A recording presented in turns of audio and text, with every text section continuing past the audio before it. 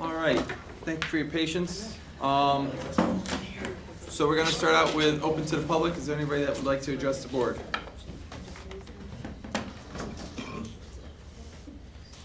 Seeing none, we're going to move to the workshop. And our first workshop is going to be People Personnel Services budget. Good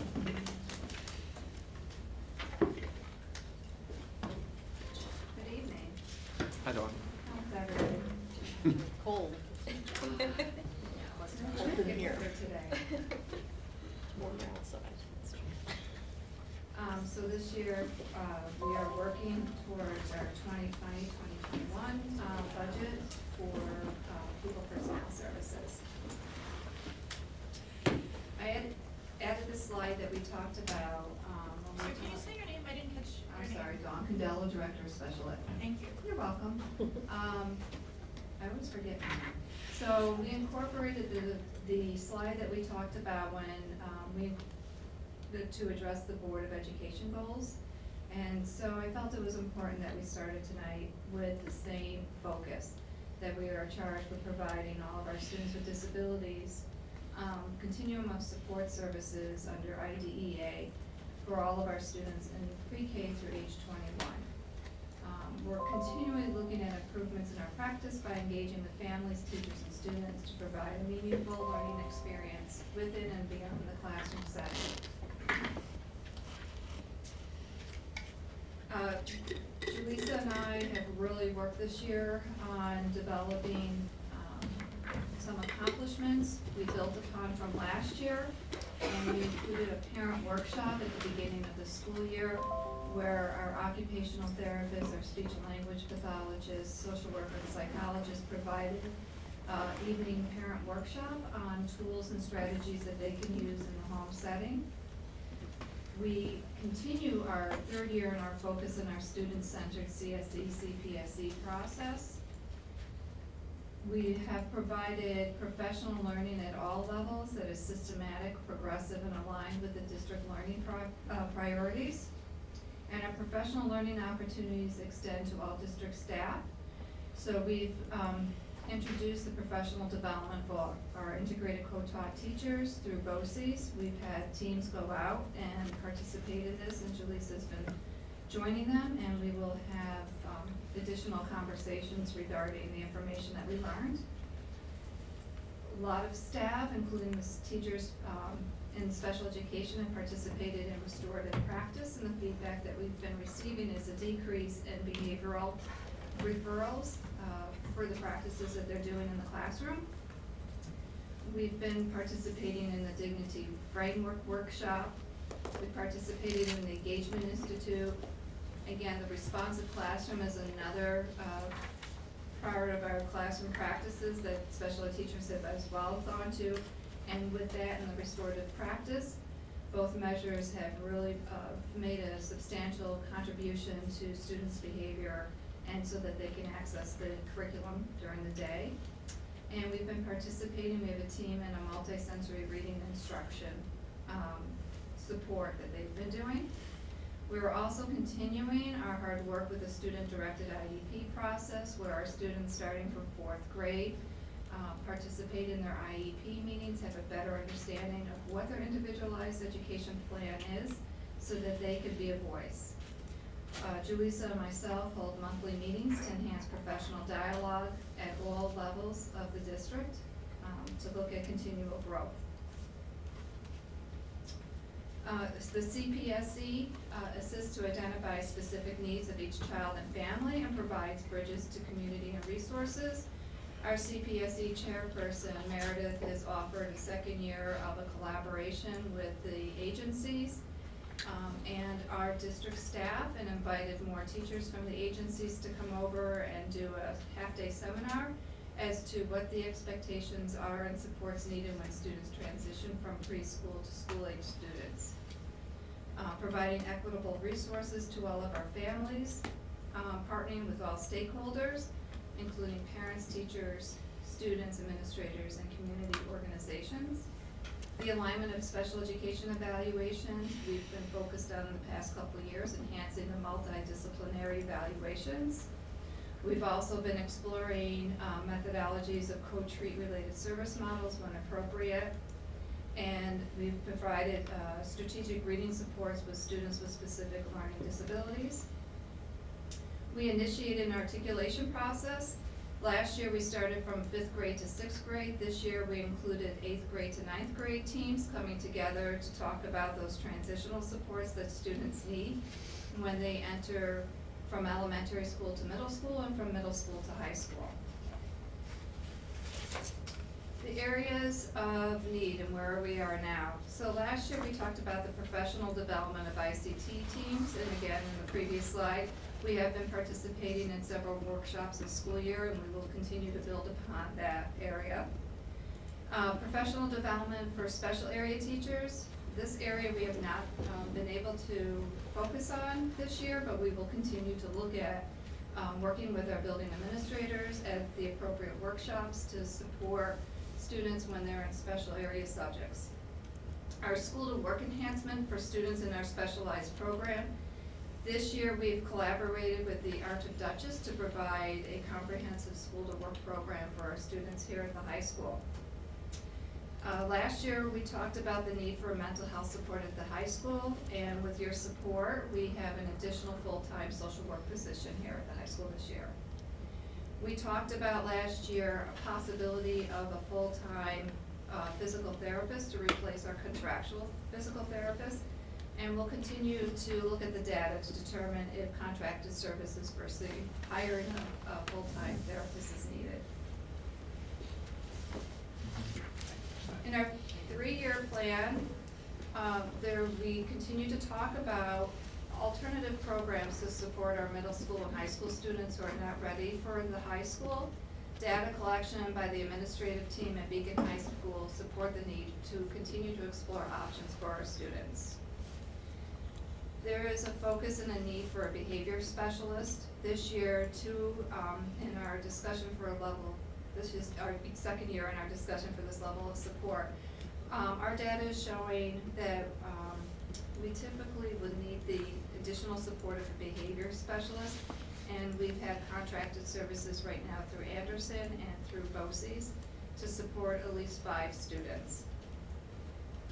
And there are additional students that we could be using the support for, but with a contractual service, it's based upon their schedule and time. So we'd like to make it a little bit more uniformed and readily available. I have developed a district-wide pupil personnel committee, which encompasses administrators, special ed teachers, general ed teachers, to talk about overall K through 12 programming for our students with special education needs. So we started initiating the conversation for future planning and the preparation needed to consider a full inclusive district. And what does that mean for Beacon, and how do we support our students?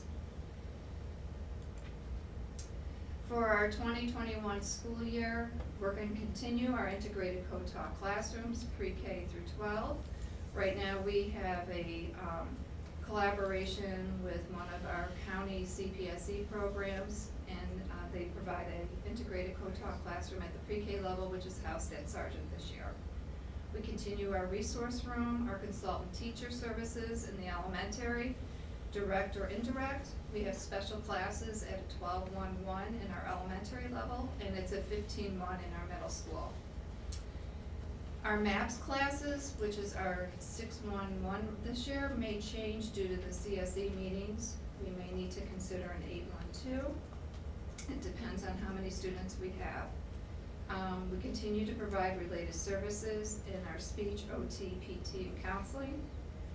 We have, and we'll continue our ADL classroom here at the middle school, which is an 8-1-2, which is what we're looking at modeling our elementary schools for, and the high school level 8-1-1.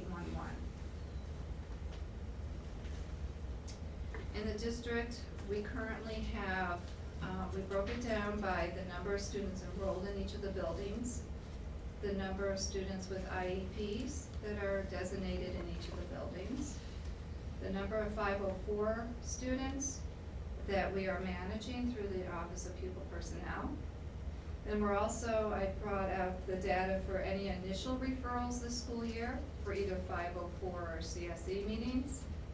And program searches. These are programs for students where we've tried the least restrictive learning environment here in the district and they need more support. So these are the students that we are looking at additional programs either through our BOCES and our CPSC numbers. Keep it increasing by 4 to 5 students per year. In our out-of-district placements right now through Abilities First, we have 7 students, and out of the 7 students, 2 require private nurses. That's one of our contractual expenses. In our residential program through Anderson, we have 2 students enrolled. At Devereaux, we have 2 students and an additional student in the residential program. At Green Chimneys, we have 3 students there and 1 in the residential program. At the Kaplan Career Academy across the river, we have 1 student. We continue to have 1 student at the New York School for the Deaf. Center for Spectrum Services, 2 students. Center for Discovery, 2 students. At Hawthorne Cedar Knolls, we have 1 student. At the Jean Black School across the river, we have 1 student. At Westchester Exceptional, we have 2 students. And right now, we have an out-of-state student who is placed in Massachusetts. And we have 2 other placements. One is in 2 other school districts. In our BOCES programs, through Dutchess County BOCES, we have 18 students enrolled and 5 just receiving itinerant services. Our Orange Ulster BOCES up on Goshen, we have 3 students. And in our Putnam Northern Westchester BOCES, we have 13 students. And Anne Marie said that she was going to review the budget to budget. So I think the important thing to mention in the projected budget for 2021, we did increase the BOCES line, we did increase the tuition for PPS. So BOCES made all of us aware that their overall budget increase will be significant. There's new financial people in and they're looking at raising their rates. So we were very conscious of making sure that the budget amount would equate to that. So they were talking about a 7% increase. Tuition PPS the same way. So we do, we get billed on a rate setting arrangement with New York State Ed. So we have gotten some rate increases over the year for the current program. So we're going to budget a little bit more for that just to make sure that we had enough money in there. Contractual, we left the same, and then non-instructional salaries are all collective bargaining agreements with the units. And when Anne Marie spoke about the contractual expenses, we contract through Therapeutic Horizons for our physical therapy support services that are on students' IEPs. We've also used them to help with some of our medically based fragile students who cannot attend school and need services in the home. For nursing care, we have contracted through J&D Ultra Care and Unlimited Care. Those are students who need full-time nurses. We have a contract through the Anderson Center for the behavior supports as well as a student-specific support. And our new contracted service through the Dutchess ARC for our School to Work program.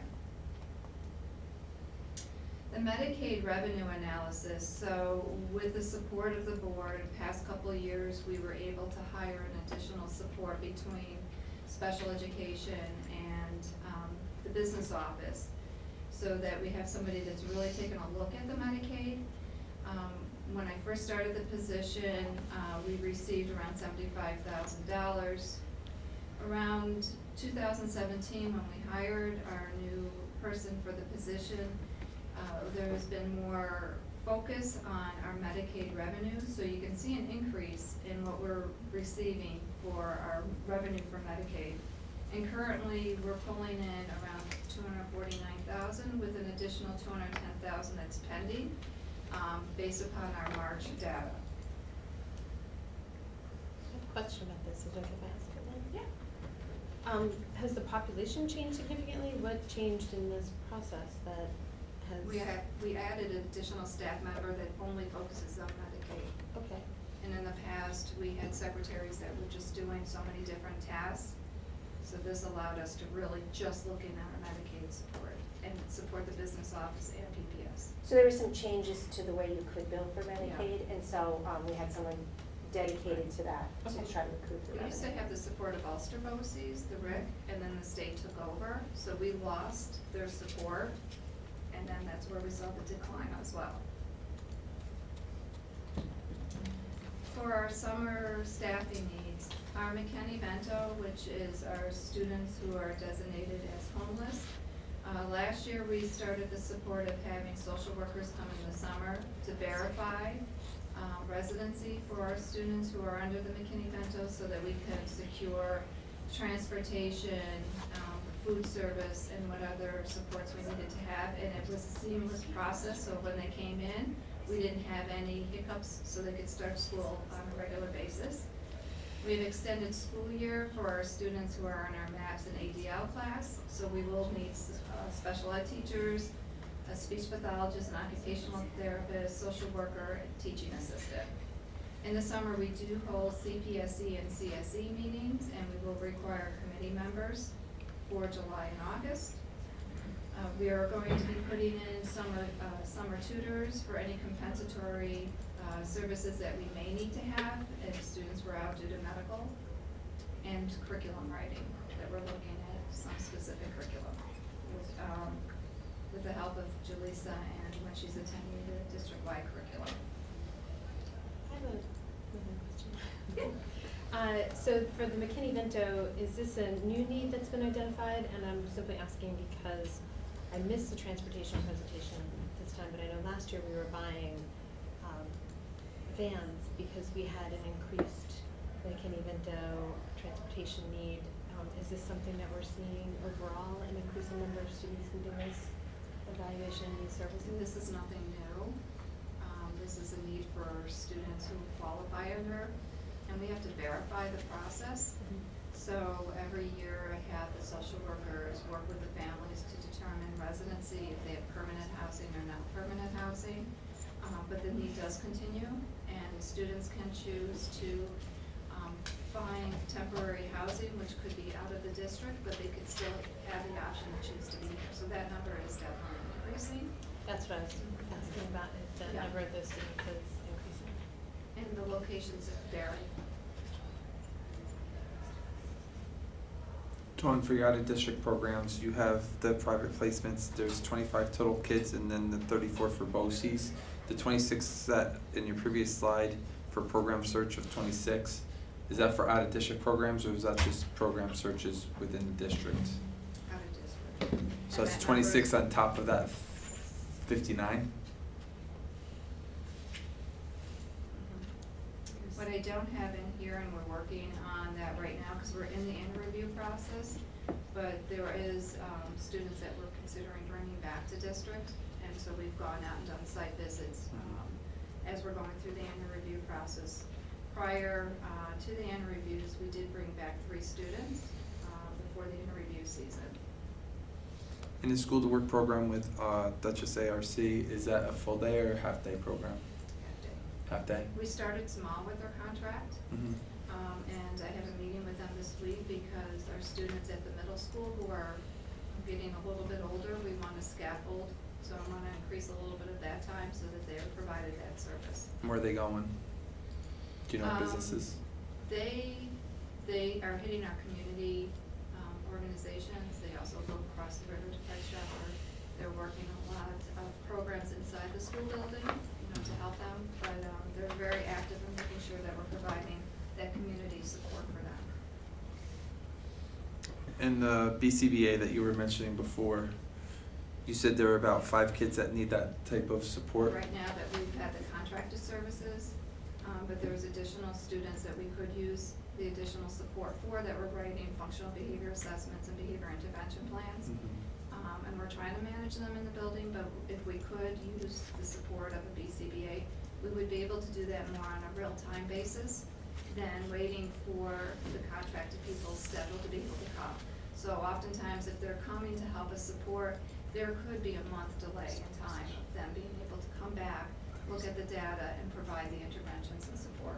And they'd be able to provide PD for your teachers as well? Absolutely. So we have students that need one-to-one aids, and to be able to have the BCBA provide that on real-time support for them to do the professional development so that they could provide the right strategies and support as well as data collection is a component that we're missing right now.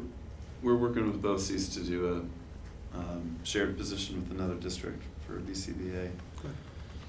That would Yeah. do all, not all, but it would help with the additional students who need the support. Correct, and it'll give us that year to just determine the level of support and how do we continue that on our own later on. I think it's What great. does that look like? And the full-time social work at the high school, can you tell us a little bit about, what role and stuff she's been I know that Jaleesa's been working here at the high school for a social worker. I know that you've been working with her, I know, I put you right on the spot. So currently, in addition to supporting the incoming freshman class, Mrs. Vito, along with the rest of the mental health support, have been working together to continue the practice of restorative practice in the high school. So she's facilitating that work with teachers and students and families in the building. In addition to that, some of her expertise in substance abuse and counseling has also helped some of our students who are dealing with some of those issues here in the school. So working with Minnesota to make sure that those supports are available to students and families here in the district, and extending those services and connecting them to community services beyond. So that's a good chunk of her work this year, as well as counseling and supporting our gen ed students, which we knew was a great need, especially with increased number of students who are struggling with anxiety and depression at the secondary level. So she's working with the team and the administrative team here at the high school. So if a student is identified as, having a Juul or smoking or THC, are they mandated then to go with counseling with her? You can't mandate them, but you can encourage them to attend a session with her. And so usually in a conversation, and I don't want to misspeak because I know Minnesota has had some conversations with families and students about how to access that service. So the conversation starts here at the building level with the social worker, and then it extends beyond based on how the parents choose to pursue the support for their individual child. And I'm sorry, I'm asking a lot of questions. Yeah, that's good. You talked about an accomplishment of the participation in multi-reading instruction, winter 2020. Can you give us a little bit more about that? I'm sorry, the multi-sensory reading instruction? Yeah, it says winter 2020. Okay. So this year, along with Mr. Wright, we explored a couple of programs based on the needs of some of our students and the state mandates to ensure that our students who are classified as having a learning disability have access to appropriate instruction, outlined by all sorts of research regarding students with learning disabilities and dyslexia. So we researched a couple of programs. We looked at some of the training that our staff has had here in the district. Aside from Wilson, we looked at Sunday Learning, which is a multisensory or Gillingham-based reading program that we piloted with some of our teachers here, and we're piloting with some of our teachers here in the building. So on early January, they went to some training to look at the rollout at Fundamental Dutchess BOCES, what it entails and how we do the assessments. What we like about this program is that it does provide that very scripted multisensory instruction, but it gives us an opportunity to really collect data on the moment with the students and how they're doing in their progress. So we're able to share those strategies with teachers in the classroom, as well as provide that explicit instruction outside of the classroom. Grade level. We're starting elementary all the way to middle school right now. So it's K-12 now? Just to the middle school. Oh, just to middle school, K-8 now? Yeah. And we're working with very specific students who have that particular need in their IEPs. We are finding that we do have some tools here in the district that can support us, along with the data that teachers are collecting through the benchmark assessments like Dutchess and Mel. Teachers are doing a closer look at the reading analysis, the MISC analysis, and the reading assessments, with really targeting instruction at the core level. And as we move to addressing the needs of students, we're finding that if there are students that need additional support at the RTI level, we're providing some of that support. It's a work in progress. Okay, question.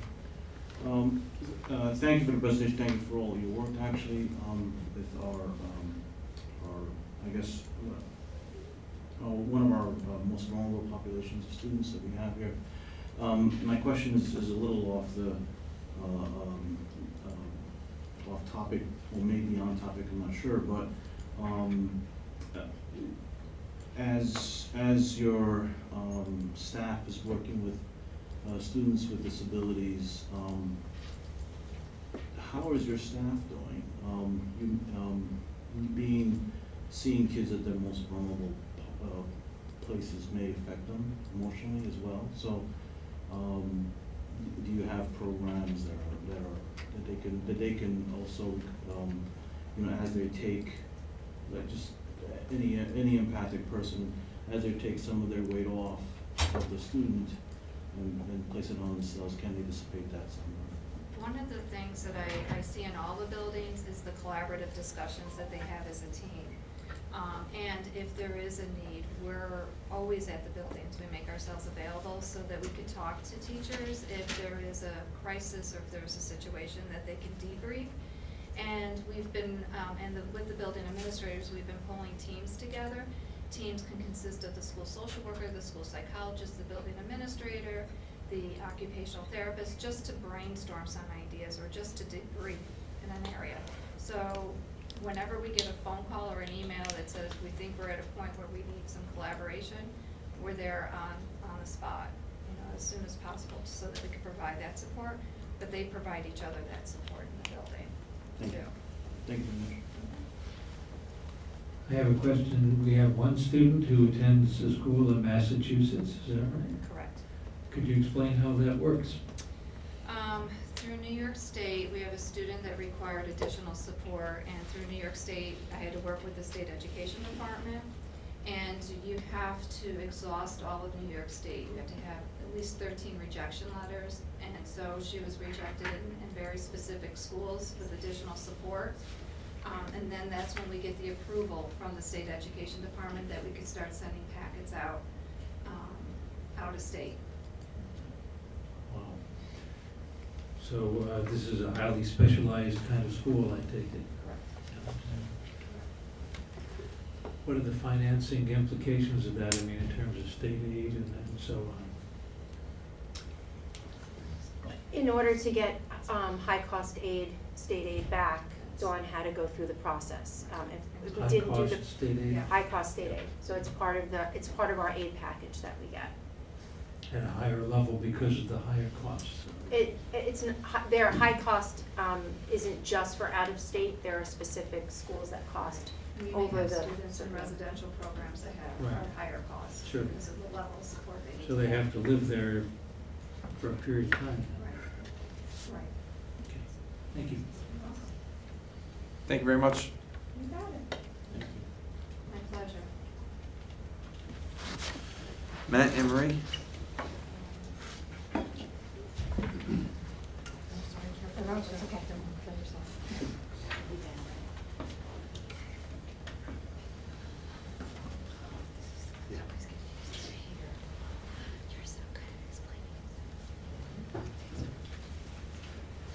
Good evening, everyone. I'm just going to introduce this presentation. We have kind of taken a lot of questions that we've had over the past few months and honestly, really over the past year or two. We've tried to do an FAQ just about budgets, and especially in terms of taxes and all the things that play into what we do. But first, just a little bit of history, just some basic facts here. Voters approve our budget every single year, and Beacon's budget has been approved by the majority of the voters in the district 13 years in a row. The last 2 years have been approved right around the 80% mark, which is a high approval rate. One of the things we've really tried to do the last few years is, and one of the things I always say about the Board of Education here is that the board is a very student-centered board. Really tried to have our budget be a student-centered budget.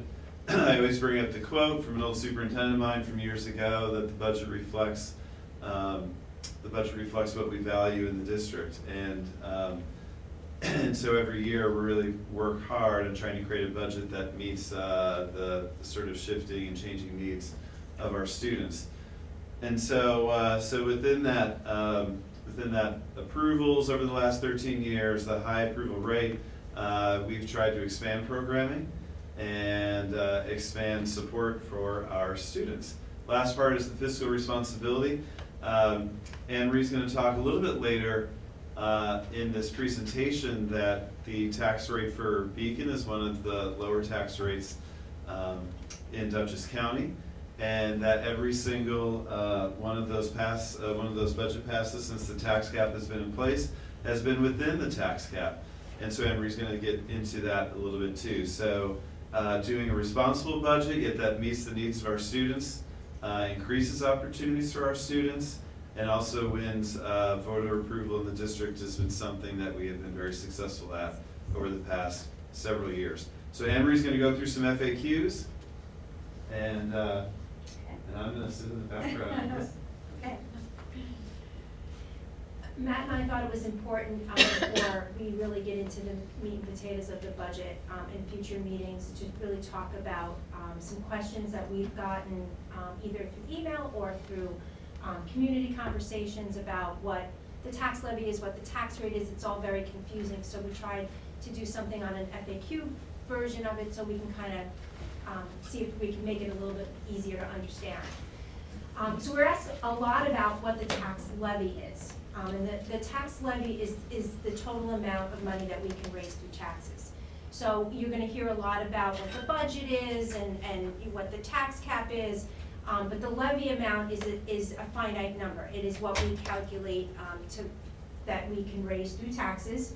And the other part, and I'll get into it later into the next part, the other major part of a revenue source is state aid. Those are the two big pieces of how you pay for a budget.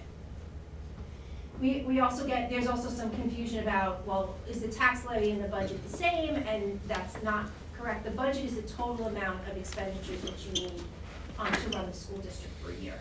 So I just gave you an example. Our total budget this year is $73,563,000, where our levy was $40,338,152. And so the difference was made up through state aid, through some using some unappropriated fund balance, and also some miscellaneous revenue. And we'll get more into that in the 2021 year as we go forward. The school tax rate, you'll hear that term around. The tax rate is the dollar amount per thousand of your assessment of your house, where the property owner pays in taxes. So that's a little bit confusing, and I have an example as we go along a little bit. And another question we got, because everyone thinks it's just the taxpayers who that have homes that pay for the levy, and we collect the levy. It's homeowners and businesses together that pay for the levy. And I thought this was an important piece to show. So the average homestead, or the homeowners, the taxpayers' tax rate per thousand is $15.44. But the non-homestead, the businesses, their portion of the school taxes is $21.03. That's a formula that's generated of the split that's done by Office of Real Property. When we calculate these rates and how they're split up between businesses and homeowners, it's all reviewed by the Office of Real Property before our tax bills go out. We're required to send up what they call it an apportionment schedule. And they're reviewed by Real Property before we get the go-ahead to run the school tax bills. Another question is, does the tax levy indicate how much a person's taxes will rise? And the answer to that is no. And again, the levy is the amount of money that we're collecting to raise the property taxes. The amount the individual will pay depends on the tax rate. It depends on a lot of other things, including assessed property value and exemptions. And I'll show you in the example, it might be a little bit clearer than that. And the tax bills are calculated, the first part of it is using the assessed value. The assessed value we receive from Office of Real Property, and that's, for us, we get it from the assessor's office in Beacon, in Wappingers, and in Fishkill. So you take the assessed value and you multiply it by the tax rate, and then you're allowed to deduct some exemptions. So most people get the STAR exemption. So that's one of the ones that are a little bit more familiar to some of the taxpayers. But Beacon also has a senior citizen exemption on top of that, that you have to be income eligible for. And Beacon also takes part in giving veterans an exemption. So there's a basic, a combat zone, and a disabled exemption that will go on the tax bill as well, if you qualify.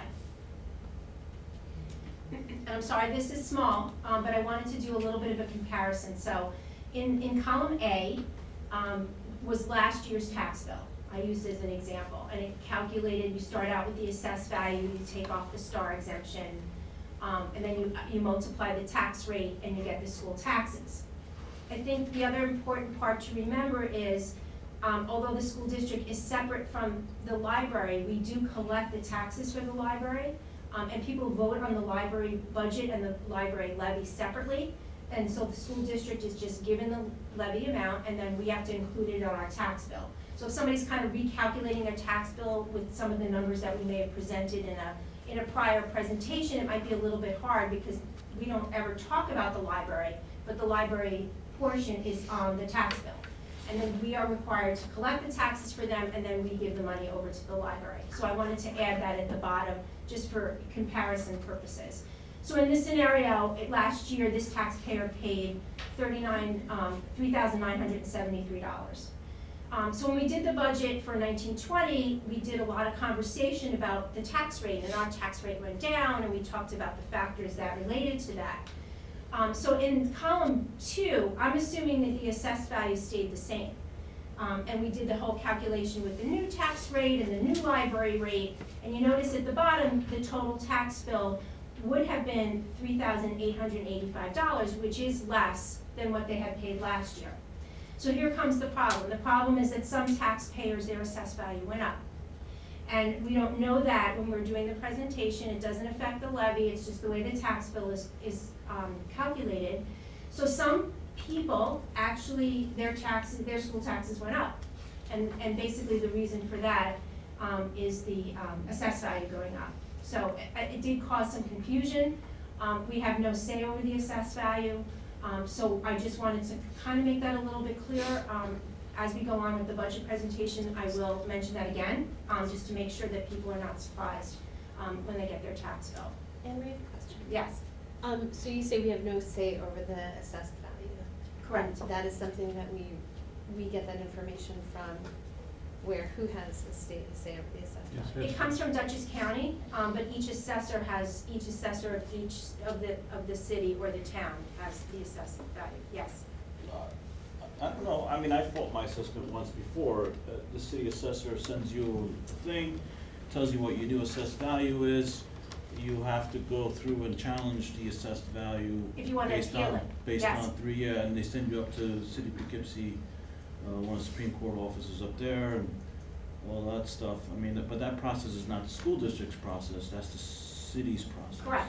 Correct. So the school district uses the information, so all the avenues you spoke of, there's also, you can also file suit, that's where we have our tax sociari reserves that we talk about. But all of that is done at a local level, and it's all resolved at the local level, meaning the city or the town. And in July, we are just given the information on the assessed values, and we put it into our tax program, we calculate what the school tax bills will look like. But as far as the school district's responsibility is concerned, we only calculate what we need as far as the levy is concerned to actually fund the budget that we put forth to the voters in May. So Anne Marie, if somebody were to raise a question about their assessed value, is that something that we would direct them to talk to the city assessor? To the city To or follow the the town, if they steps. live in the town, yes. Well, right, because we're encompassing not just Beacon, but Wappingers. Wappingers and Fishkill, correct. Yes, they have the appeal process, it's usually they have until March to do that, and then they set up a date to do that, but that is all separate from us, but we would encourage them to contact the local person. And is there any regular schedule of assessments, or is that kind of a rolling thing that you know of, or? I don't know. So again, that would be a question for the city. That would be, yes, that would be the appropriate person.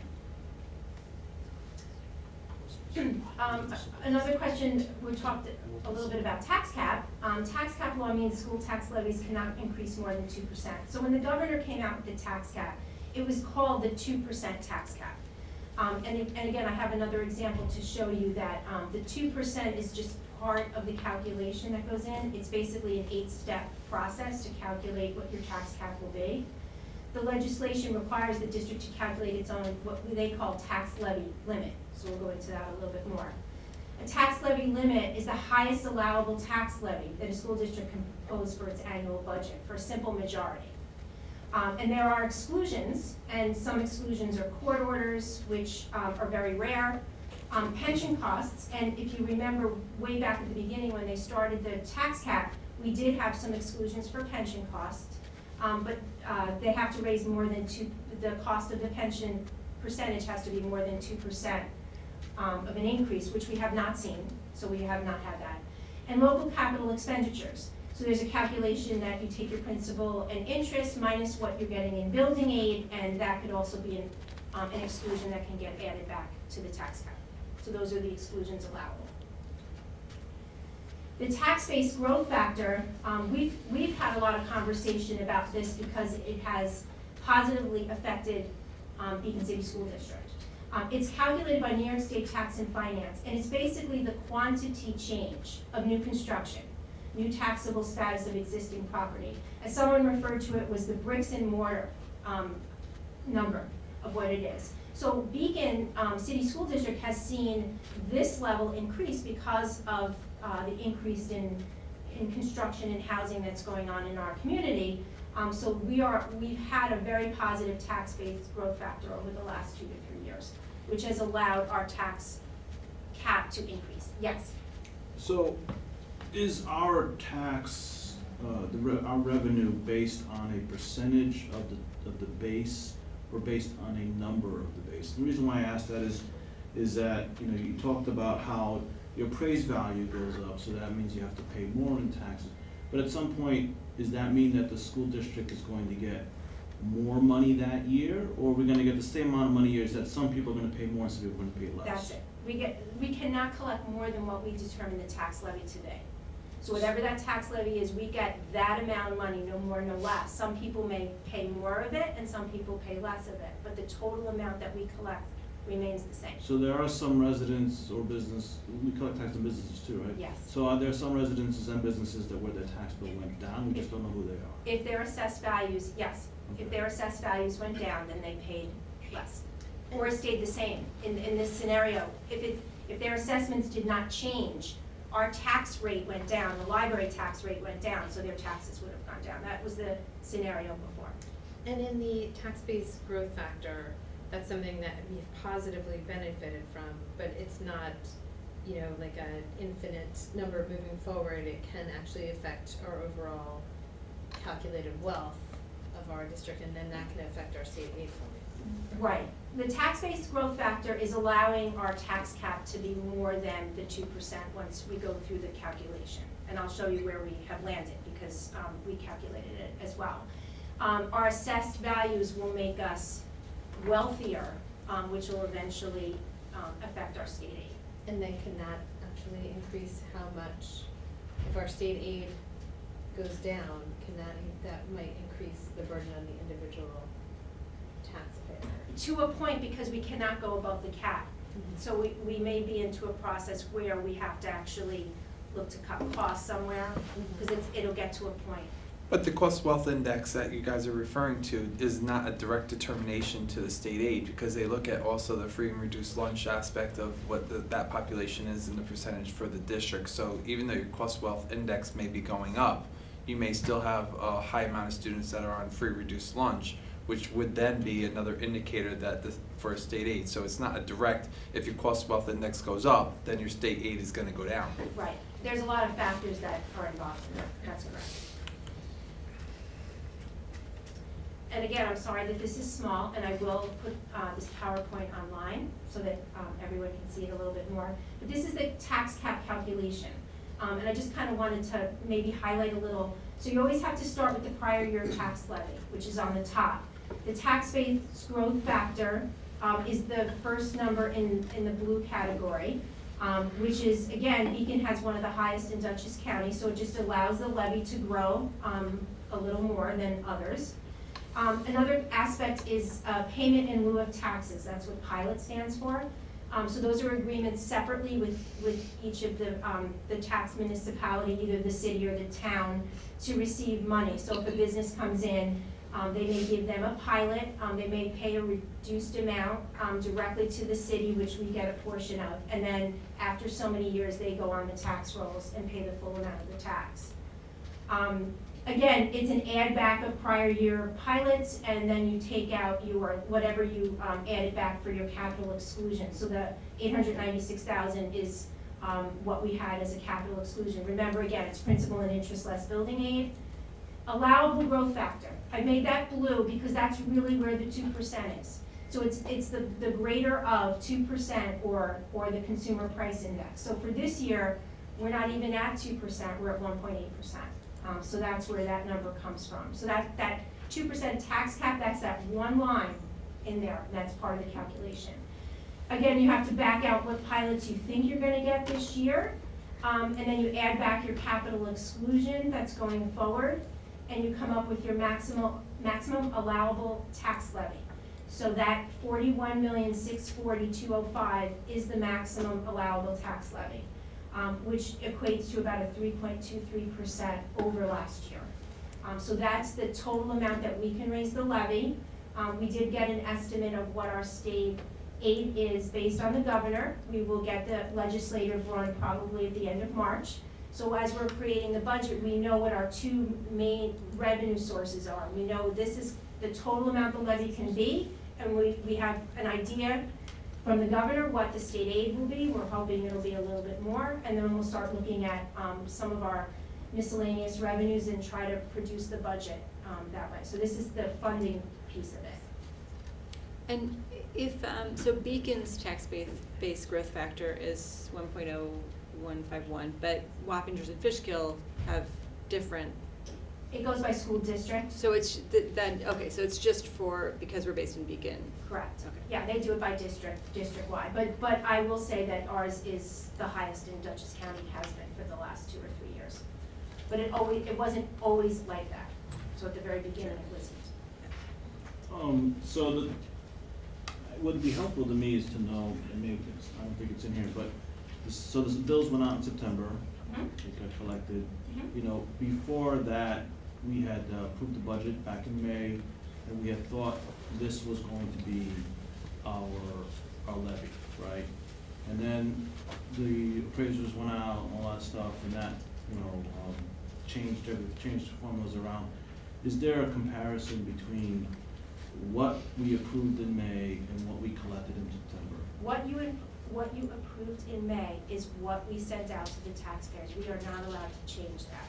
Okay. Who pays what may change. Okay. But whatever we told the voters that we would, because that's part of the vote, what that levy will be, that is the levy that we said, that's the total amount. So the increase of the base was just something that was decided before May, right, or after? Well, the May? increase in the assessments, that is all done, because they do that for the property taxes as well. So that's all done, you do the appeal process in March, that gets all finalized. And in July, so in August, the last meeting in August, we usually do a quick PowerPoint right before the school tax bills go out, and we talk about, oh, the assessments went up, there's more properties to levy the same amount over, so people would pay, each individual person may pay more or less, but the total amount we collect cannot be more than what we tell people in May. And I think that the other thing that could change someone's taxes is the zoning, which is being kind of redone in various parts of Beacon. So I think it's important for people to understand. And I also just heard I was talking to a realtor yesterday, and I heard the term on-the-spot assessment. So I think that's why I was asking about a schedule, because I feel like it would be important for residents to understand whether or not that they can assume anything about their assessment. If it's like, if you were assessed this year, then you probably are, your assessment probably won't change for 3 years. Is it on a 3-year cycle? But it sounds like it's not, that's not something you can depend on. The other thing, we did get a question, about a very high percentage increase in a tax bill. But if you have just bought your house, when we talked about the bill comparison, there is no star exemption on your bill anymore because they changed the law. So now you have to actually wait for a check to come, you know, from New York State for your star. So that will show a huge, you know, increase from year to year if you just purchased your house. So there's like little variables, again, that might affect people. So there's others, for example, if a property changes hands and the seller had a veteran's tax exemption, but the buyer does not, then that exemption goes away and therefore your assessment Right. changes. Right, that's correct. So just a couple more. Who monitors the tax levy calculation? So each district must submit their tax cap calculation to the New York State Controller's Office by March 1st, which this year is Sunday, so we're all ready to do it this week. The Controller's Office does review all the calculations. So they look at it at a high level, they pick certain districts to actually ask for more documentation, so you must prove all of the numbers that you put into the calculation. And how does a taxpayer really know if the district stayed within the tax cap? Because we tell them, when we stay within the tax cap, taxpayers receive a rebate check directly from New York State. So in the summertime, the district has to go back on the controller's site and they have to actually certify that that is what they did. Here's the levy, this is what you can do, and this is what we actually did. Once that's certified and sent to the state, then they will generate the rebate checks from New York State. So that's another way to know that we stayed within the cap. I thought this was an interesting chart because it shows where Beacon is, and these are tax rates per thousand. So ours was a little over $15, but these are the 13 districts in Dutchess County, and this is kind of where we fall in the mix there.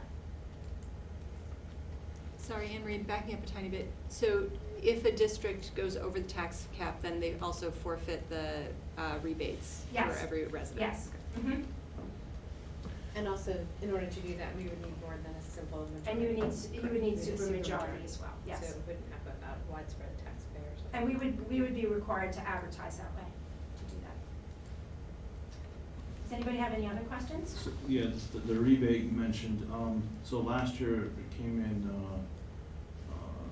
not last year, last year came in September, or late after that, actually, the check was dated September. Before that was August, late, that is from the year prior, or that's from the year you're in? The year you're in is from my understanding. Okay. But they're late. They don't, sometimes, I know some municipalities didn't get it until December or January as well. Yeah. So, you know, and again, that's directly from New York State, so I'm not sure what their schedule is for that. What it's supposed to do is compensate the taxpayer for staying within the cap and covering some of the difference in their tax bill. Thanks. So the allowable tax base increases so that you can harvest, if you will, some of the additional tax revenue that's coming in because of development, or increases in the rateables, as we like to call it, right? Yeah, well, you're saying that the tax base growth factor allows the tax cap to increase because of the construction, yes. Right. So we need to do that. So approximately, what is the amount of increase that we're seeing in the current year to year? The allowable growth factor, the top number allowed the levy to increase by about 600,000. It's about the same this year as last year? Yes, yes. So last year and this year were about 600, it was less. And again, I can give you all that information as we go further to see, Thank you. okay? And all of the high density rental housing is taxed as a business, or is it taxed as residential? It depends, because we have some condo and apartment complexes that are zoned as residential and paying residential rates, and some that are not. So I don't have that. So, but there are rentals that are being paid. Well, the renters don't pay, but the person that Oh, okay. owns. And then. But some of them are zoned as residential and others are zoned as businesses. I don't think it's zoning, though. Well, it's their designation, I shouldn't say Yeah. zoning. Their In designation. general, 1, 2, and 3 family homes are considered residential under the homestead law. And 4 family or greater are considered commercial. Is that consistent from what you're saying? I don't, that is not a decision that I make, so, Right. so I don't really know. I do know that not all the properties are fully on, but you're gonna see an increase again this year, is what I'm told by the assessor. An increase in them being in the taxes, but not necessarily being taxed at a commercial rate, rather as a residential, so it's the difference between 15 point something versus 20 point something. Right. Do entities like Central Hudson that owns quite a bit of, they don't own a lot of property, but they own like these little pieces here and there? They pay taxes. They pay taxes? At the 20% rate, at the $20 rate, yes. All right, Have we seen any new reductions due to certiorari lawsuits or exemptions due to religious organizations acquiring property? I have not seen any additional for religious exemption. The tax OCRs, in, I believe it was, trying to remember the year. It was probably 10, 12 years ago when the assessments were raised. We had a lot of claims. We have very little claims. And we're lucky enough to have most of them reserved at 50%, which they don't settle for that. So if we do get a tax OCRE reserve for prior year's taxes, we have a reserve to pay for. We don't have to pay for it out of the current year revenue. We use the reserve for that. But they're not, in quantity, they're not as, we don't have as many as we've had in the past. thank you very much. Okay.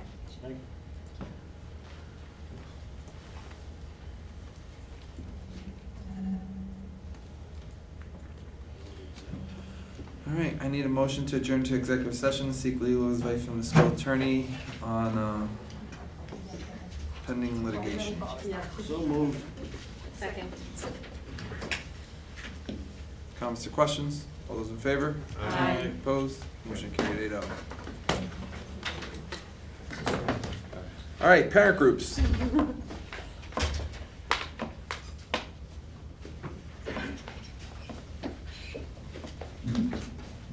everybody, Board of Education members, Dr. Landau, everybody. My name is Erin Junta. I'm the fairly new president of the Sargent PTO. So I just wanted to come and give a quick little update on what's been going on at Sargent. First of all, I'd just like to say thank you to Dr. Landau for coming to speak at the Sargent PTO meeting last week with our community members. We had one of the largest turnouts for a PTO meeting practically ever. I think next year star name. As Pizza, there's a lot of headliner. pizza. And there was no free pizza, really. So get some free pizza here. Yeah, chop here. It became like date night. I'm sorry you didn't get your slice, Dr. Landau, but next time you come, I'll have a slice for you.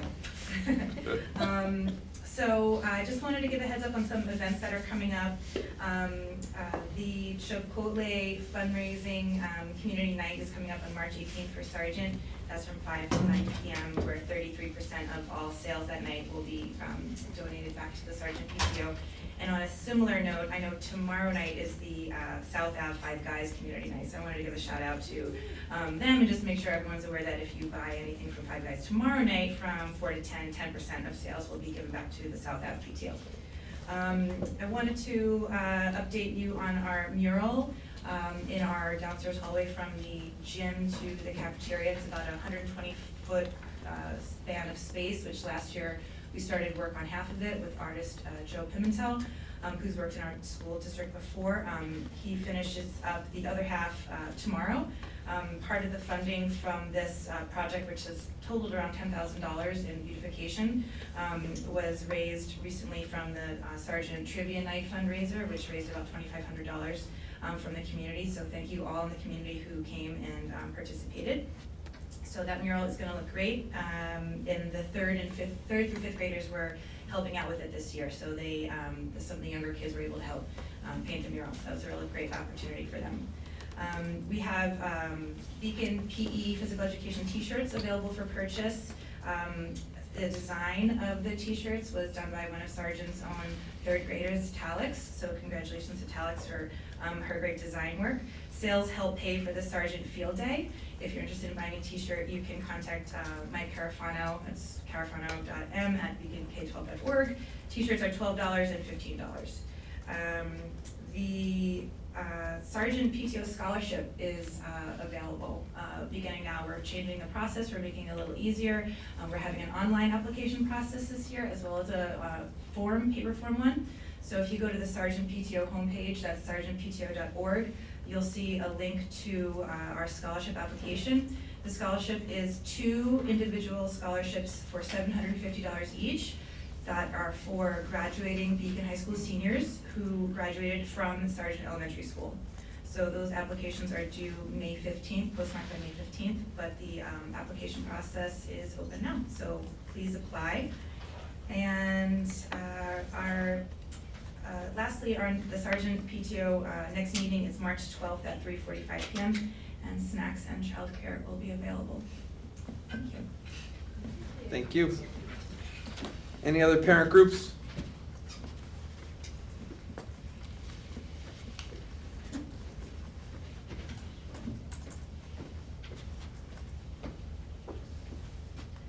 Good evening. We are Debbie Brennan and Rebecca Corrales, co-presidents of Beacon Advocates for Music, also known here as BAM. We are here as a music booster organization for the Beacon schools that we started in January 17. And our mission is to preserve and optimize curricular, co-curricular, and extracurricular opportunities for all students in music, and to support and enhance the music experiences for all students in the Beacon City School District. Over a year ago, we partnered with Beacon Arts and Education Foundation to include advocacy for a wider range of arts experiences for our students. And as BAFE and BAM transition into our next steps, independent from the sponsorship of Beacon Arts, we hope to have the continued support of and collaboration with the leadership of the BCSD. Meanwhile, we wanted to keep you updated on what we've been up to in the recent past months and years. It's been a while since we came here, about a year, and what we're hoping to accomplish moving forward. Again, this past September, BAM had refreshments rating for the Roundabout Middle School and Beacon High School marching band students and music teachers at the Spirit of Beacon Day Parade. And we plan to continue this for the St. Patty's Day Parade coming up for both groups.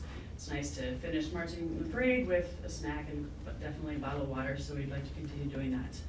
And we'd like to kick off the school year with a show of support for our marching bands that are in the works, hopefully, continue to be discussed and steps made moving forward to get one going. Over the past 3 years, we have been able to speak out in support of the 4th grade instrumental music program, which was implemented in Beacon Elementary Schools last year. We have heard nothing but enthusiastic support in the parent community for this program expansion, and we're very grateful. Students are able to enter middle school now with a much stronger foundation of learning on their band instruments, which will improve the quality of all the ensembles, and it will increase the musical growth of all students involved. We're so thankful to the Board of Education and administration for supporting this initiative. Our December poinsettia fundraiser raised $142, which will be added to the fund for the Beacon High School music and theater trip to see Frozen on Broadway this coming April. And at our last meeting, held February 11th, we were talking about some new and creative fundraising ideas for elementary schools coming up this spring and fall, so stay tuned for those updates as well in terms of fundraising. Beacon Advocates for Music has many short and long-term goals moving forward. For instance, we would love to see every student in the high school band and chorus proudly wearing apparel reflecting their involvement in these ensembles. From Hounds of Sound for our new pep band to concert choir to jazz ensemble. We look forward to working with music staff and leadership to help make this happen. In addition to all of this, BAM continues to visualize a future for Beacon schools, which includes high school marching band, strings instruction for grades 4 through 12, increased music electives for RMS students, and even a Tri-M National Music Honor Society chapter here at Beacon High School. We'd love to see that happen eventually, or soon. We look forward to continuing our efforts, and thank you again for your continued support of Beacon Advocates for Music. Thanks for your time. Thank you. Superintendent's report. I just have a couple quick updates. Thanks Sergeant PTO for having me and mentioning the conversations I've been having. I have met with 5 of the 6 PTOs. I have one left in March as part of just outreach, but also budget development and talking about at least the start of the conversation about the next capital project. I'm also meeting with teacher leaders in each building. So at the elementary level, we're meeting with the principal and a group of about 5 or 6 teachers in each building. We're talking about budget ideas and capital project ideas. At the secondary level, we're doing that, but we're doing it with content coordinators. So there's content coordinators. Some districts call this position a department chair. Here we call it a content coordinator, and we're meeting with each content coordinator to go over budget ideas and also other ways we can support them. Last part of this budget outreach is student focus groups. I'm meeting with groups of students from 5th all the way through 12th grade. And that's been the one that has started slow, but the next couple of weeks are gonna probably get most of them done. And so ultimately by March 9th, I'll have all these meetings completed. In fact, most of the meetings will be done by the end of next week. And so all of this input is really helping us develop, as the board has encouraged us to do, kind of like continual 3-year planning. And so that's what we're aiming to present on March 9th and March 23rd. And the feedback and engagement has been great. And thanks to all the folks who have participated in those meetings one way or the other. The other thing I just want to mention is we have a first read of a calendar on the agenda. So we don't quite have like a true path for doing this, so we kind of do it like a policy, like a first read and then a second read. And so the calendar, just to give just a little brief overview, essentially we do receive input from the Beacon Teachers Association on the calendar. I have an advisory group of BTA members that I meet with every month or every other month, depending on the time of year.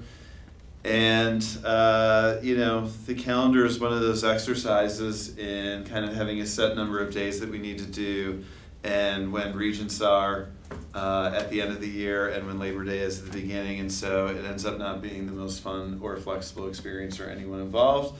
But this year, just to point out, we do have a late Labor Day, so the 2 teacher professional learning days are going to be before the Labor Day weekend in this. That was an attempt to give a little bit of flexibility once the school year started, and the first day back for students will be that Tuesday right after Labor Day. So that's one thing, and I want to give a thanks for the Beacon Teachers Association for agreeing to have those 2 professional days before Labor Days. That really helped us get the calendar. So if you have any questions, we actually don't have to adopt it March 9th. I think it might help people in their planning, but if people have any questions about it between now and the next board meeting, which is March 9th, or anytime, just let me know and I'll do my best to answer them.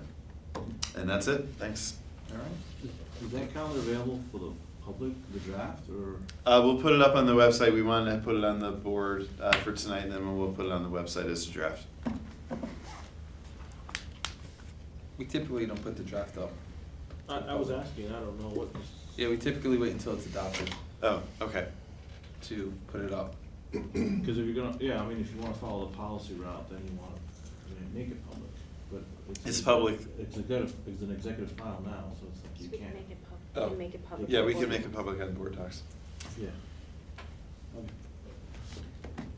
Any other questions? I mean, I will say this about, it was one of those things, we spent probably a few meetings developing this with the teachers group, and this is probably the smallest amount of wiggle room I've ever developed a calendar with Labor Day being as late as it is. So there were not a ton of options or flexibility with what we came up with. Thank you. All right. Committee reports. Unfortunately, Grace wasn't able to make it tonight. So we're gonna go to facilities and operations. Our next meeting is on March 11th. There's definitely, as Dr. Landau said, there's a portion of these budget meetings with the different buildings where the outreach plan and kind of goals of the capital teams per building are sketched out so that everyone has an understanding of what that will look like, and even in just the discussion about the budget, some interesting facilities feedback comes up. So I think maybe we'll add to the agenda for that meeting, just maybe gathering some of the feedback you've been hearing on a building level that has more to do with, well, some to do with the capital project, but more to do with just general facilities information. And that's it. Any questions for Kristen? All right, gonna move the policy. James? Yes. Well, first I wanted to thank Erin for a presentation about Sergeant PTO. I know all of our PTOs work very hard. When my kids were at Sergeant, I was so impressed with the energy that you guys bring. The mural project sounds exciting. I love the way you're incorporating the kids to participate in that. It's really, really cool. I also want to thank the Beacon Advocates for Music. The programs are really exciting. I think all of the theater arts and the music we're doing is really, really just fantastic. I was just in the hall, I could hear the Beacon players singing, rehearsing. It's a really great energy. I know it's only February, but I feel like spring is here. Maybe it's wishful thinking, or global warming, I'm not sure. But it's a good energy, and I feel like we're moving through the school year. I wanted to thank Anne Marie for your presentation to the budget. I've been through a couple of those, and that was the most clear. Maybe I just need to hear it a few times, but it was really great. I think it's very, very valuable for the public to have it just so simple. You did a really great job. I appreciate that. We have our next policy meeting is on March 2nd. It is a normal length policy meeting. We got over the hurdle. We got a little backlogged over the winter break, but I really appreciated the rest of the committee for kind of putting a little extra time to get over that backlog and get us back on track. We'll be looking at a few policies. I think a couple of interesting ones. We're looking at student transportation and another policy, 4810, titled Teaching About Controversial Issues. I think those will be interesting policies for us to look at. That is everything I have. That's it. Thank you. Any questions for James? James, has those policies been circulated yet? The draft? What's that? Did I miss the draft of the policies? But those were, Oh, from last time? they were from last time. Okay. And you'll be getting some tomorrow. Yeah. via Oh, we'll have email, more so yes. policies. Yeah, okay. Any other questions? Thank you. Public relations, Greg? Public relations advocacy and legislative, we meet this Wednesday at 8. That's a change from the usual time of 7 that we typically target, but 8 works better for us. So we will be talking about where it stands with the state budget and what we might be able to do to take positions supporting better financing of schools. That's about it. Any questions for Craig? Flora, are we well?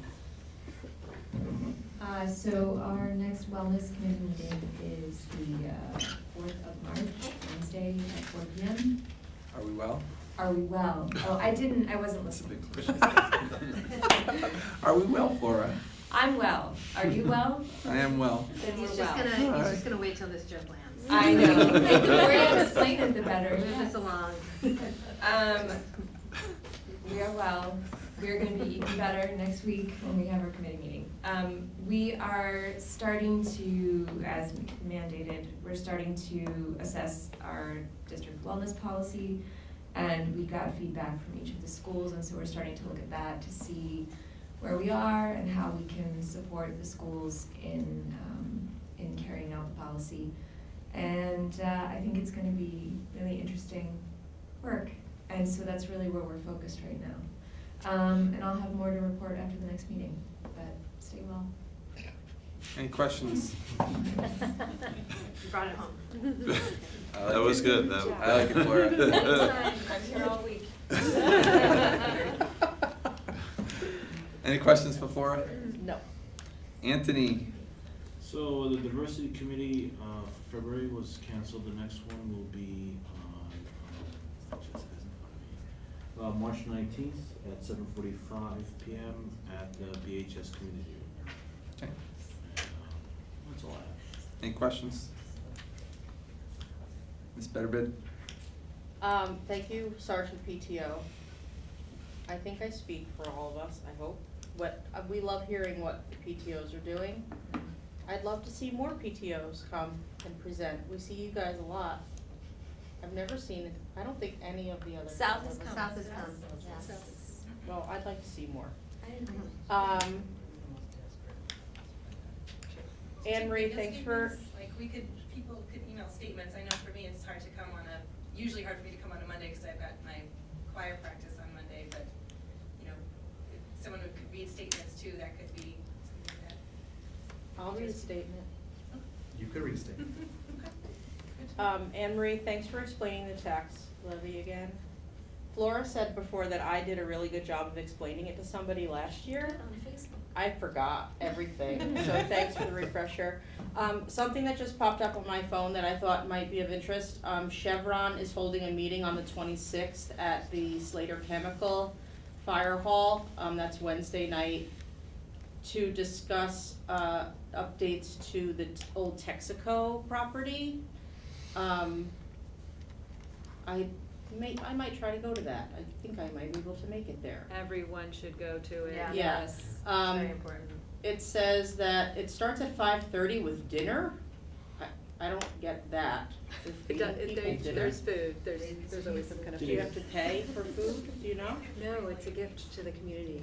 Oh, how nice of them. Handing over your Just to brownfield. bring your guard down a little bit, you know. Right, fly you with pizza probably. Yeah. So it says, in addition to the regular business of the safety moment and the site update, the agenda will include an update from the environmental side and the regulatory process, and an update from the real estate side from Chevron on property divestment issues.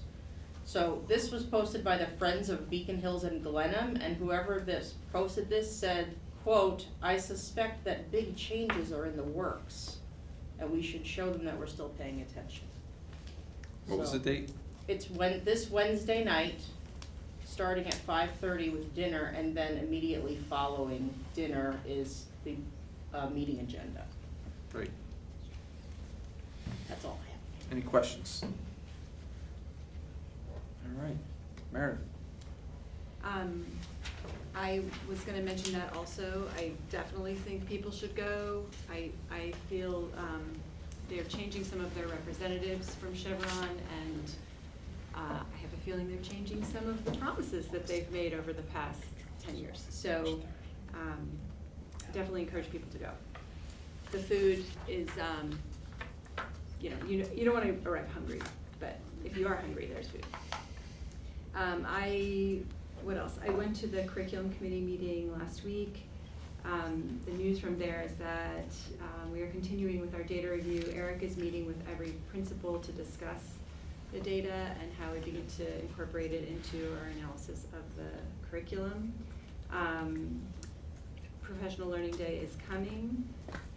A large portion of that is actually going to be for teachers to get together and talk, which I think teachers love. It's one of the biggest complaints I hear from teachers is that they don't have enough time to sit down with each other to talk about what's going on. So teachers at the meeting, we're really excited about that. Another thing that's happening that day is the second grade teachers are going to DIA for a little retreat to talk about the artwork that they do with second graders. And then the rest of the art teachers, aside from the second grade teachers, are going actually into the city to do some professional development. They hadn't decided if it was going to be with the Whitney or MoMA, but that is also really exciting and I think a new thing for them. The other news from curriculum is that we got some course updates. We are adding Italian 2, which is really exciting to be continuing to build on the programming that we've added. It looks like they're working on adding it at the middle school level, which I think would be great because you have to take a foreign language in middle school, so to take Spanish and then switch over to Italian is sort of forfeiting the time you've spent on one language. So I think that would be wonderful. Science Research 2 is being added to add on to Science Research 1, which began this year. And then we're having our first Project Lead the Way computer science course, which a teacher did training on, and that started also in the fall, so we're continuing with that. Oh, sorry. Second course. But is it continuation of the first course? Like, is it a year-long course? Yeah. Yes, sorry. So we're continuing with our initial Project Lead the Way course. Sorry about that. And that's one where they had the students decided to study. Remind me, I have it. I can't read my own handwriting here. That they decided on app development over No, they decided on computer science, cybersecurity? no, they didn't want the cybersecurity yet, which was Right. applied, but it was computer science essentials and computer science, principles. Principles, okay. Ethics, Principles. yes, okay. So anyway, they had surveyed students and they're working with what students chose there, which I thought was great. Another course that's being added at the high school is horror in film. This will be a senior core elective that they think will be very popular at, I think so too, why not, why wouldn't it be? And we got to hear from the English department in general, and they're really starting to talk about how the English department is working in general, how they can serve the students better at the high school level, talking about changing the senior courses, sorry. And just to go back to the computer science principles course, one of the reasons why they chose that is that they realized that it's an AP, it's a college level course, they can get college level credit for it. So. Yes, it was a very practical decision, I think, in that Yeah, sense. absolutely. Yeah, thank you. And that was it from curriculum. And are you gonna talk about Jonathan Jacobson? You can, go ahead. You can, I'll let you. Okay. Thank you. Any questions for Meredith? All right, so Beacon is gonna get audited from the controller office. I think the initial start is March 3rd, correct? And it's about our website from a select time period, so it's a random audit. I guess they chose 20 districts that they're going to be doing an audit on the website as to what we put on for our financials and stuff. So there's an initial phone call on March 3rd that's gonna happen with district administration, and I asked the board president to sit on with it, so I'll be sitting on teleconference with that. So I don't have really a lot of information, so no questions at this time about it, but I will answer the questions after we go through initial process and get more information from them, exactly what the audit entails.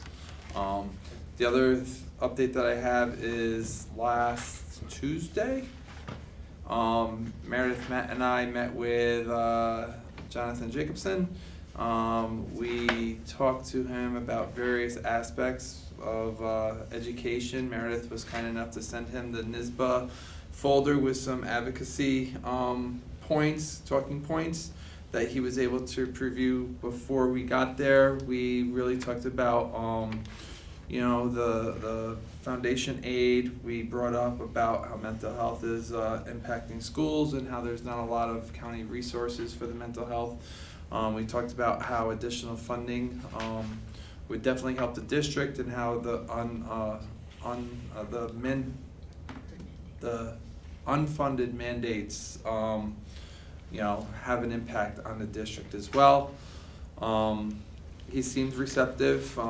Didn't really give a lot of feedback back. He does understand, about the need for educational funding. And Julie sat in on that, and it was great. So they're not calling it bullet aid anymore. They're calling it extra money. Something else again. Yeah. It's a really long They term. didn't. It was a really long term, but they're saying that they're not using. What was the group that met before us? Moms for. It was a Moms Against Guns Moms group, in Action. and they asked that bullet aid not be called bullet Aid anymore. So not. it's going to be moving on, but we did ask for additional funds and stuff. Oh, and we talked about the election, not having access to the machines for the election and how that's going to impact our elections. Right, so they're going to talk to the Dutchess County Elections Board and see what was going on. We explained about the paper ballots and how this is a year that, it looks like, because there are so many elections, that the election machines may not be available, and that we may need to go to paper ballots, and how that's a hardship, how that we may not have the results, projected results that night. So, they were going to do some following up with the Dutchess County Board of Elections on that piece. Did you get any insight into how he feels about the negotiations over the budget in general? He was kind of, yeah, like it's gonna happen, you know, the budget profile was there, you know, budget proposal was there, that they're gonna meet later on in the month, and, you know, foundation aid, he definitely, touched upon the foundation aid, and, you know, we referenced back in 2007, 2008, and how we still haven't recovered from that piece and stuff, but he definitely was aware of that piece. But he didn't think that there was gonna be any surprises. He did know that the budget for education went up in New York State, and I pointed out that, yeah, that usually it's going for city schools, but it's going for the big five first, you know, Syracuse, Buffalo, New York City, and the big five city schools are getting a lot of that increase in the state education aid. Well, since he's basically a small city representative, has 3 of them in his district, I Right. think that's a good conversation to have. Yeah. Is that we get our fair share. Right. We reminded him that the current budget is less than half of the recommended budget from the regents in his vote. So. Any questions for me? Do you feel like we need to follow up with a more united message to him on something, resolution or something? No, I think that if we, a follow-up letter, I think would be Yeah. nice to highlight the talking points and to just follow up in writing about what we asked for verbally. So, I mean, that's something that could be done easily, and I'll work with Talk colleagues on Wednesday, that. see, what would be a good follow-up, maybe some draft resolution for the board to adopt to send everybody. I don't know if it has to be adopted, though. I would just say like a thank you for meeting with us, and thank you for listening to our following concerns that I listed below, and your support for it, right? If you had a meeting with somebody, yeah, but there's other people we're not meeting with, so. Right, I mean, so I'm talking specifically to Jacobson, you Right. know, and to the other ones, I think that we could kind of just tailor off of that letter as to saying, hey, this is what we're asking for Yep. and stuff, but I think it would be a good idea to follow up. I don't know if we need a resolution for it, but. I think the board resolution is what we did in the past, and probably should also do that in the future. So if you want to write it up and hand it in, we could definitely look at it.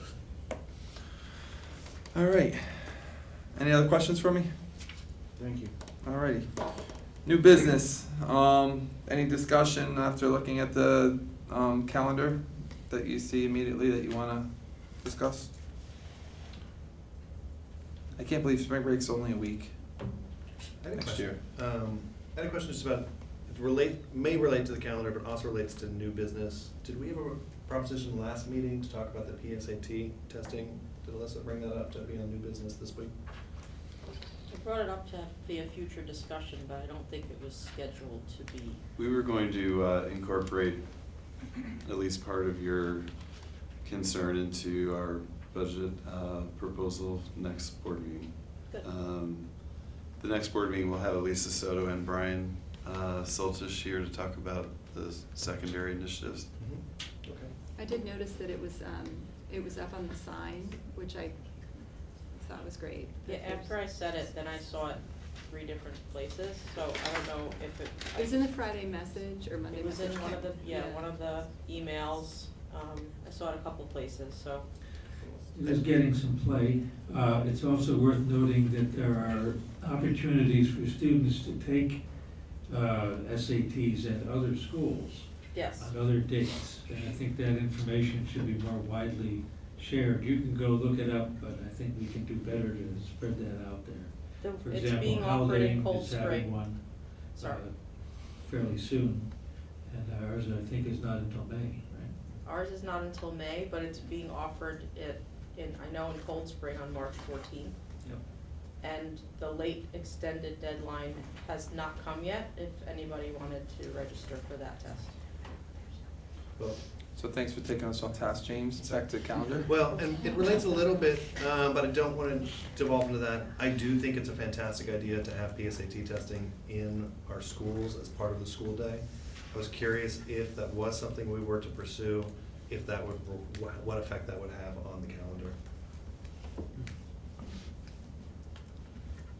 I don't know, so we'll look into it for the next meeting. Yeah. All right, going back to the school calendar. Sorry. Any questions about the school calendar?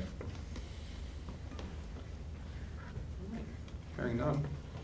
I'm just trying, I'm still digesting it. It looks kind of funny, but it's just my personal.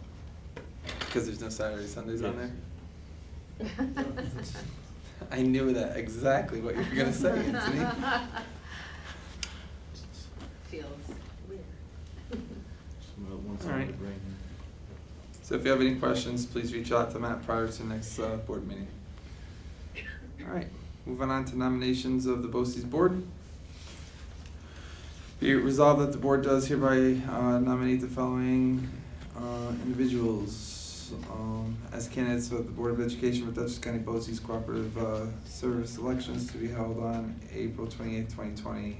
Thomas Hurley from Millbrook, Michael Reel, Beacon, and Gully Sanford, Gipsy. Any questions before I get into, I need a motion to appoint them? So moved. Second. Comments or questions?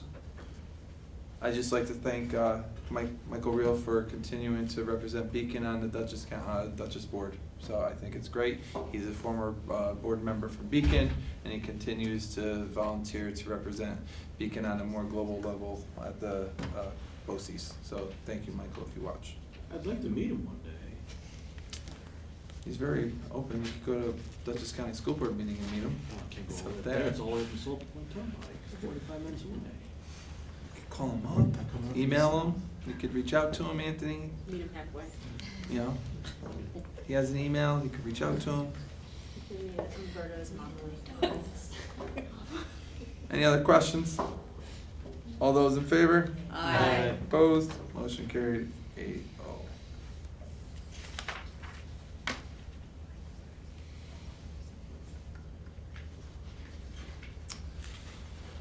The use of the consent agenda permits the Board of Education to make more effective use of its time by adopting a single motion to cover those relatively routine matters which are included. Any member of the board who wishes to discuss individually a particular piece of business on a consent agenda may so indicate, and that item will be considered and voted on separately, thus preserving the right of all board members to be heard on any issue. Is there anything on the consent agenda a board member would like pulled?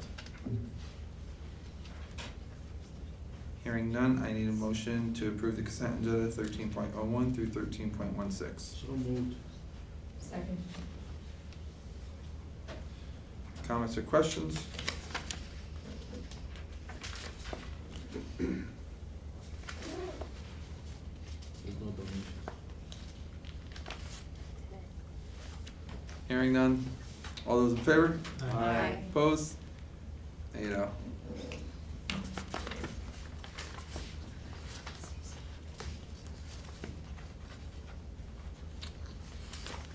Motion to adjourn. I need a motion to adjourn the meeting. So moved. Second. Comments or questions? All those in favor? Aye. Opposed? Motion carried 8-0, 9:21.